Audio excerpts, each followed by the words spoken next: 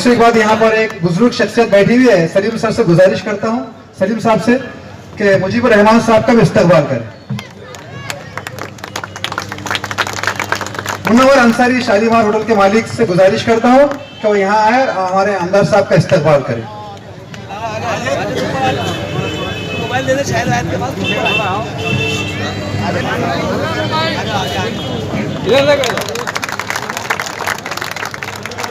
ये खुशी का मौका है कि आज इनका इस्तकबाल यहाँ पर आने की वजह से किया जा रहा है और इनको मुस्तकबिल के नेक ख्वाहिश।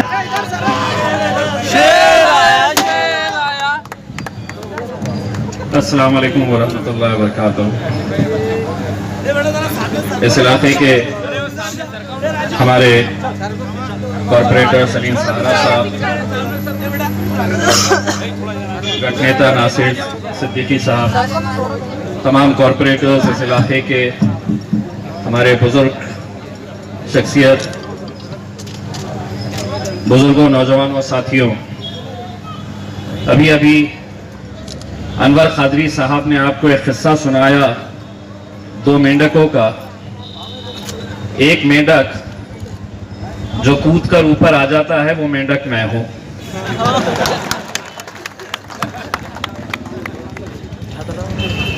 इसलिए मैं हूं कि मंजिल उन्हीं को मिलती है जिनके सपनों में जान होती है। पंखों से कुछ नहीं होता, हौसलों से उड़ान होती है। मेरे भाइयों, आज से करीब 1 महीना भर पहले जब हम इस कश्मकश में थे कि इलेक्शन लड़े ना लड़े, औरंगाबाद शहर के ऐसे बहुत सारे मेंढक थे जो कहते थे तुम वहीं रहो, नहीं आ सकते। लेकिन उन्हें नहीं पता था कि जो मेंढक पानी में गिरा है उस मेंढक का नाम इम्तियाज जलील है। बहुत बातें की गई, हमें भी ऐसा लगा कि क्या ये मुमकिन होगा।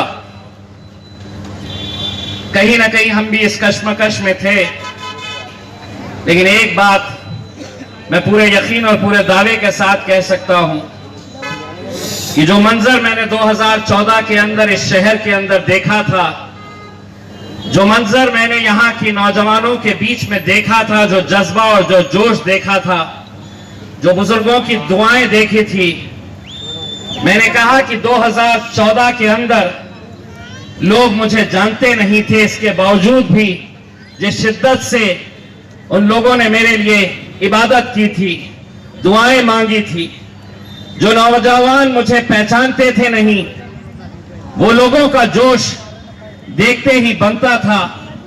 मैंने कहा कि अगर ये 2014 के अंदर मुमकिन था तो इंशाअल्लाह 2019 के अंदर भी यकीनन ये मुमकिन होगा। और ये इसलिए मुमकिन होगा मेरे भाइयों, जब लोग ये कहते थे कि हमने करना चाहिए या नहीं करना चाहिए, तो मेरी सोच ये थी कि मंजिल मिले ना मिले ये तो मुकद्दर की बात है, मंजिल मिले ना मिले ये तो मुकद्दर की बात है, पर तुम कोशिश भी ना करो ये गलत बात है। हम कोशिश करने के लिए उतरे थे मैदान में, हम सोचते थे कि हमारी कोशिश कामयाब होगी या नहीं होगी, लेकिन महज 8-10 दिन गुजरे हैं, अब वो कोशिश नहीं है हमारा, उस कोशिश अब एक यकीन में बदल गया है कि 23 मई को दोबारा इस जमीन के ऊपर हरा रंग से हम लोग होली खेलेंगे, हरे रंग में डूबेंगे, नीले रंग में हम डूबेंगे। क्योंकि आज हम अलग अलग छोटे छोटे गांवों में जब जाते हैं, मैं पिछले कुछ दिनों से कन्नड़, गंगापुर, वैजापुर, छोटे छोटे से गांव में हम जा रहे हैं, ऐसे कस्बों में हम जा रहे हैं, ऐसे इलाकों के अंदर जा रहे हैं। कुछ दिन पहले गंगापुर के एक छोटे से कस्बे में मैं गया। भगे साहब, महज 25 घरों की एक बस्ती थी और पूरे के पूरे पर्दे साहब दलितों की बस्ती थी। सुबह 8 साढ़े 8 का वक्त था। एक बुजुर्ग महिला सामने से आ रही थी, दलित समाज की थी। मैंने उससे पूछा कि ताई, या मेरी मत कुणाला देनार। वो मेरी तरफ देखी और उसने कहा कि या मेरी मत वंचित बहुजन आघाडीचे जे जल्ली भाई आहे ना त्यांना देणार मी। जिस महिला को मेरा नाम नहीं पता, जिस महिला को मेरा चेहरा नहीं पता, लेकिन बाबा साहब अंबेडकर जी ने उनके समाज को आदेश दिया है कि इस बार कुछ नहीं देखना, तुम्हारा वोट सिर्फ पतंग के ऊपर पड़ना। तो उनके लिए एक आदेश हो गया और वो आंख बंद करके पतंग के लिए आज पूरी जद्दोजहद कर रहे हैं। आज पूरा दलित समाज, पूरा बहुजन समाज एक ताकत के साथ खड़ा है। तो वहीं मेरे कौम के 8-10 मेंढका शहर भर में घूम रहे हैं और गणित समझा रहे हैं, गणित समझा रहे हैं। इतने वोट इसके, उतने वोट उसके, आएगा क्या? ये वो लोग हैं जो 2014 में जब मैं खड़ा हुआ था इलेक्शन में, तो मुझे बुलाते थे और कहते थे कि इम्तियाज भाई, इतना अच्छा करियर है, पत्रकार है, जर्नलिस्ट है, क्यों छोड़कर आ रहे हैं? मुझे मायूस करते थे और ये कहते थे कि ये कौम पे भरोसा नहीं करना, ये कौम कभी एक प्लेटफॉर्म पे आ ही नहीं सकती है। यही मेंढकों में से कुछ मेंढक थे जो कहते थे कि साहब, इस कौम को हम बिरयानी के अंदर खरीदते हैं।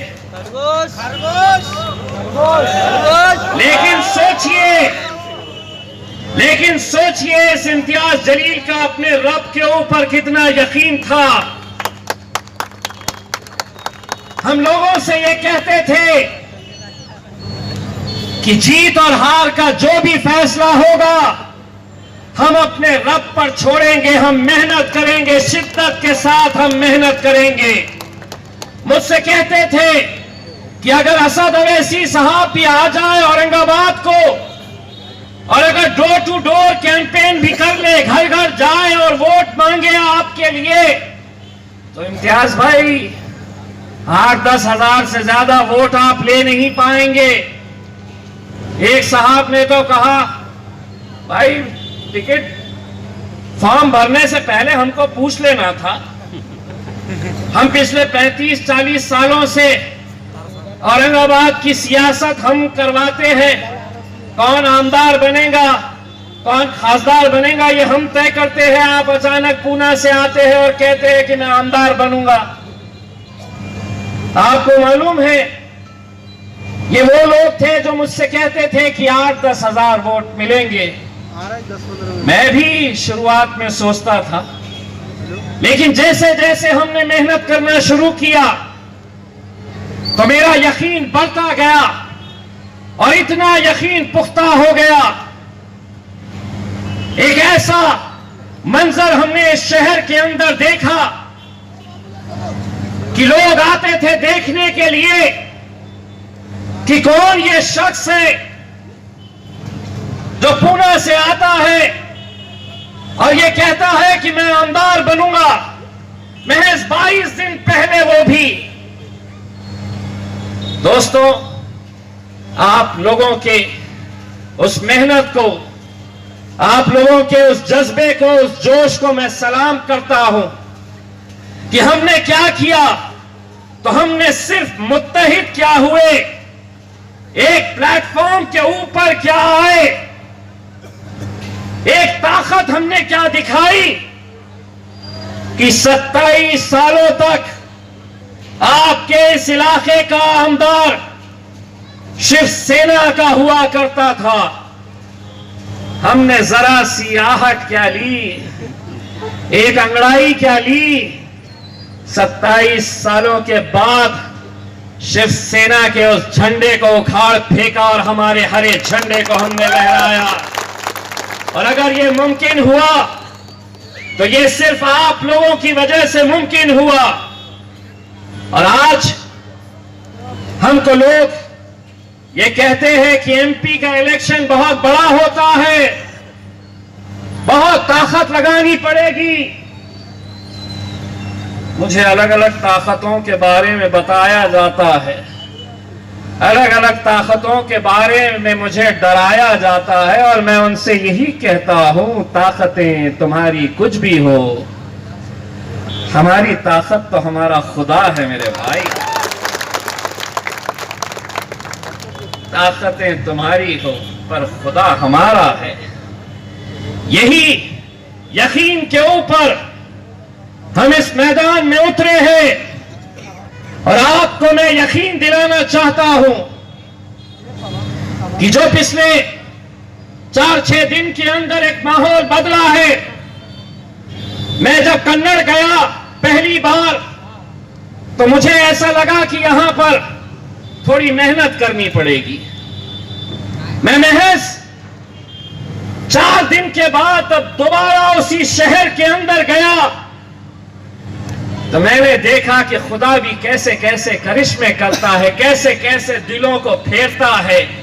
दोबारा जब गया तो मुझे ऐसा महसूस हुआ कि अब मैं कन्नड़ को दोबारा आऊं ना आऊं, पूरा कन्नड़ मेरे साथ इंशाल्लाह खड़े रहेगा।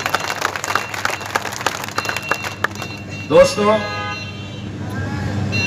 हमारा काम क्या है? हम लोगों को पिछले 70 सालों से क्या किया जा रहा है, यही गणित के अंदर उलझाया जा रहा है। यही बातें समझाई जा रही है कि नहीं होता है। और कौन लोग समझा रहे हैं जो यही कहते थे कि 8,000 मिलेंगे, 10,000 मिलेंगे। अरे कौम एक ताकत बनकर खड़ी रही तो 60,000 वोट हमने हासिल किए और 20,000 की लीड से हम चुनकर आए।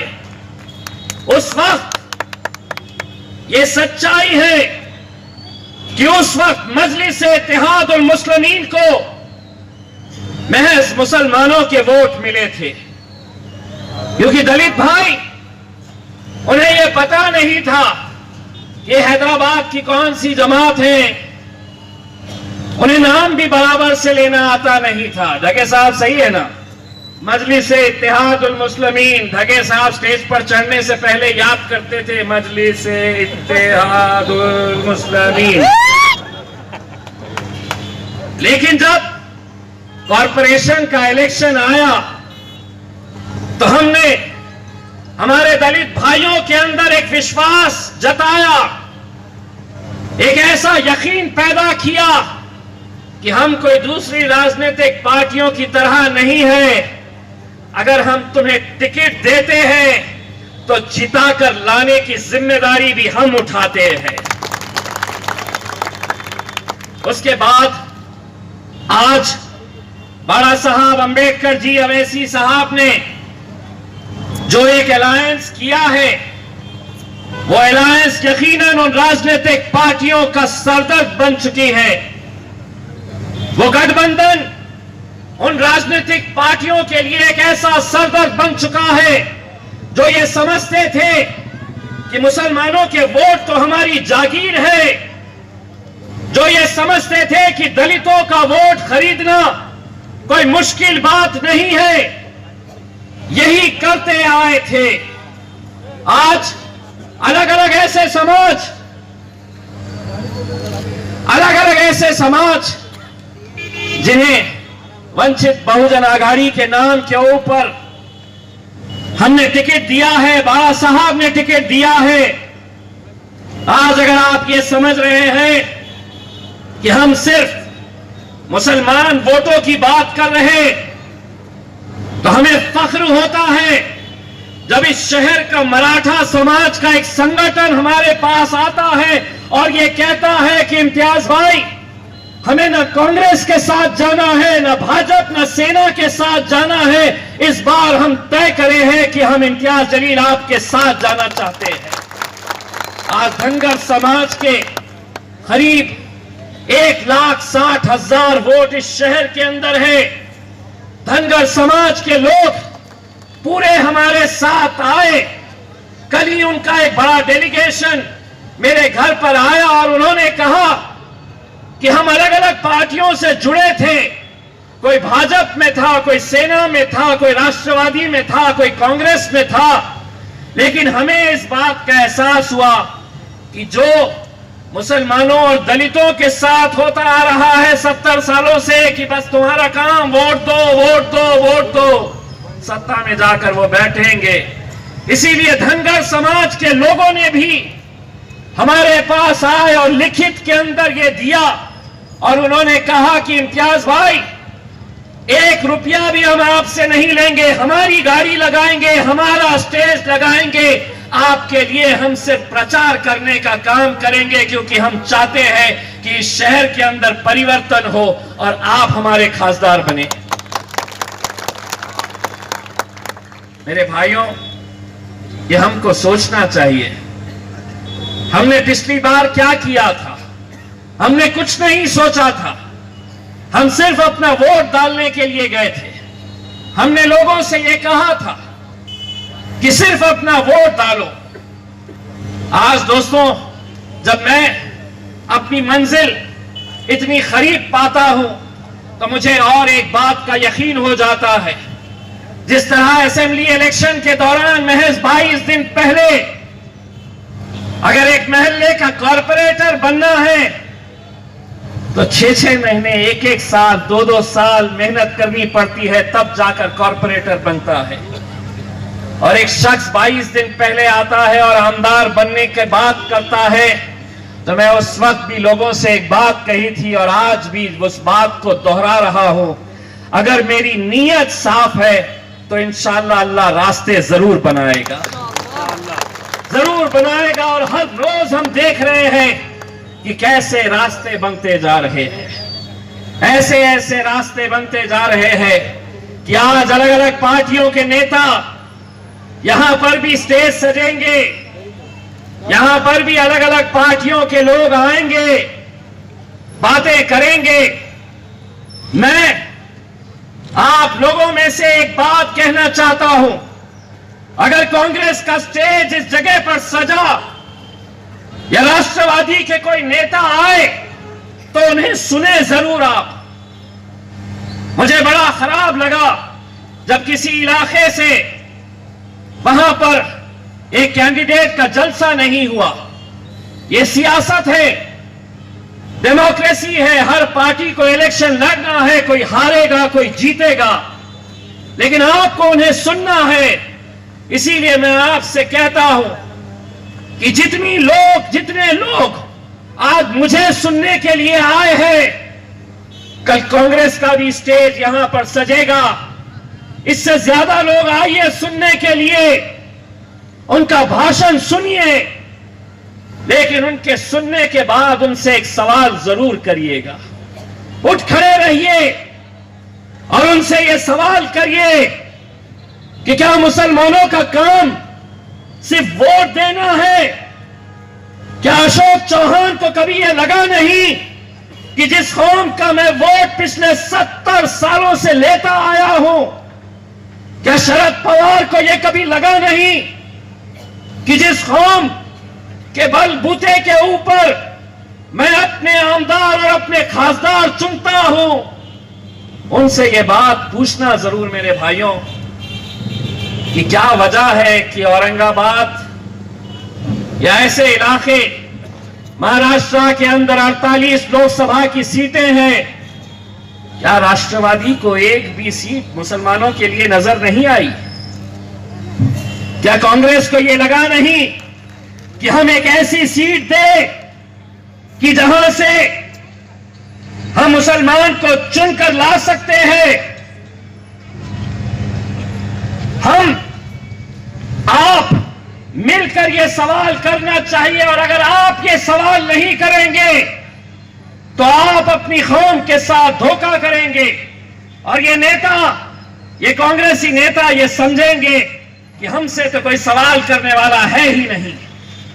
जो स्थानिक नेता है इस इलाके के, जो अपने गले के अंदर पंजे का और घड़ी का मफलर लेकर दौड़ेंगे, उनसे एक बात जरूर पूछना कि क्या वजह है कि लोकसभा के अंदर पूरे महाराष्ट्र से पिछले कई सालों से एक 48 में से एक भी मुस्लिम एमपी ना तो कांग्रेस ना तो राष्ट्रवादी कांग्रेस जिता पाई है। जिताएगी कैसा अगर वो टिकट ही नहीं देती है।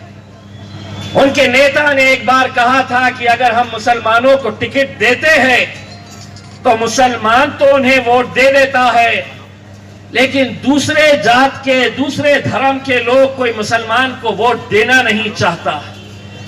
अगर यही बात है तो हम किस बुनियाद के ऊपर इस सेक्युलरिज्म के ढोंग, इस सेक्युलरिज्म के नाम के ऊपर हम अपनी कौम का सौदा करते रहे। और आपको तमाम यहां पर मौजूद लोगों को शर्म आनी चाहिए। मुझे शर्म आती है कि आज लोकसभा के अंदर जहां हमारे मजहब के ताल्लुक से अब फैसले लिए जा रहे हैं, हमारे शरीयत के कानून को बदलने के फैसले कोई महानगर पालिका या कटकट गेट के चौराहे पर नहीं लिए जा रहे, लोकसभा के अंदर लिए जा रहे हैं। और लोकसभा के अंदर अगर हमारी आवाज ही नहीं है, कोई हमें विरोध करने वाला ही नहीं है, और सिर्फ महाराष्ट्र की बात नहीं कर रहा हूं, शर्म मुझे इसलिए आती है कि एक भी मुस्लिम एमपी महाराष्ट्र से नहीं, एक भी मुस्लिम एमपी गुजरात से नहीं, एक भी मुस्लिम एमपी राजस्थान से नहीं, एक भी मुस्लिम एमपी मध्य प्रदेश से नहीं, एक भी मुस्लिम एमपी कर्नाटक से नहीं, एक भी मुस्लिम एमपी गोवा से नहीं। आज ये आपको, मुझे शर्म आनी चाहिए। अगर हम यही सोचते रहे कि नहीं ये सेक्युलर जमाते हैं, अगर इम्तियाज जलील खड़े रहा इलेक्शन में, मजलिस अगर खड़े रही तो शिवसेना जीत कर आ जाएगी, यही ज्ञान बड़ा पढ़ाया जा रहा ना आपको, यही बताया जा रहा ना कि इम्तियाज जलील खड़े रहे तो सेना जीत जाएगी, यही बताया जा रहा है। पिछले 20 सालों में जब चंद्रकांत खैरे शिवसेना का इस शहर का खासदार बनते आ रहा है 4 टर्म से, मजलिस ने तो एक बार भी इलेक्शन नहीं लड़ी इन 20 सालों के अंदर। वंचित बहुजन आघाड़ी तो इन 20 सालों के अंदर वजूद में ही नहीं थी, हम इलेक्शन ही नहीं लड़े। अगर हमने इलेक्शन नहीं लड़े तो किसने मुकाबला किया शिवसेना भाजपा का? तो वही कांग्रेस ने लड़ी, वही राष्ट्रवादी ने लड़ी। ये दोनों पार्टियां मिलकर लड़ते रहे, पिछले 20 सालों से लड़ते रहे। हमने भी अपना वोट किसको दिया? आप खुद ये मानेंगे, मैं खुद अपना वोट कांग्रेस को देता आया ताकि वो लोग सेना को हरा सके, भाजपा को हरा सके। 20 साल दिए हमने, 20 साल तुमने पूरी ताकत लगाए, लेकिन नतीजा क्या हुआ? पूरी ताकत लगाने के बावजूद भी तुम सेना को औरंगाबाद में पछाड़ नहीं सके। हमने 20 साल तुमको दिए, तुमने अपनी ताकत दिखा दिए कि तुम्हारी ताकत इस शहर के अंदर है नहीं कि तुम इन फिरका परस्त ताकतों को हरा सके। 20 साल के बाद अब एक मौका हमको दो, हम दिखाएंगे सेना को कैसा पछाड़ा जाता है इस शहर के अंदर। एक बार हमने पछाड़े हैं, इंशाअल्लाह दूसरी बार भी पछाड़ेंगे। अस्सलामुअलैकुम, नमस्ते, आदाब, सत श्री अकाल। दोस्तों, मैं आपका दोस्त शहबाज खान और औरंगाबाद अपडेट्स को देखते रहिए, फॉलो कीजिए, पढ़ते रहिए। मुबारकबाद देता हूं मैं औरंगाबाद अपडेट्स को, पढ़ते पढ़ते रहिए। चलो टाइम